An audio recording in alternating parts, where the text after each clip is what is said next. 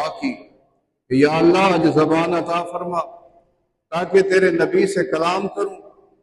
تیرے نبی سے گفتگو کروں۔ تو حضرت ابراہیم نے جب پوچھا تو چھری نے جواب دیا کہ اے ابراہیم، جب اللہ کے حکم سے آپ کو آگ میں ڈالا گیا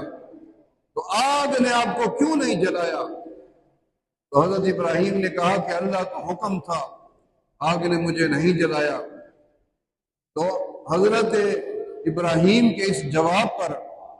چھری نے کہا کہ اے ابراہیم، آگ کو اللہ نے ایک بار کہا تھا کہ اے آگ نہیں جلانا، مجھے میرے رب نے 70 بار کہا ہے کہ اے چھری اس گردن کو نہیں کاٹنا، یہ میرے نبی کی گردن ہے، یہ میرے اس نبی کی گردن ہے